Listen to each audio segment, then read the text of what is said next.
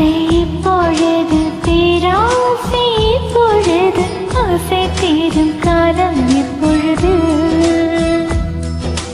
கண்ணால் உன்னை இப்பொழுது காயங்கள் இப்பொழுது காயம் தீரும் காலம் எப்பொழுது மலையாய் எழுந்தேன் நான் இப்பொழுது மனதால் விரும்பேன் நான் இப்பொழுது சுவரை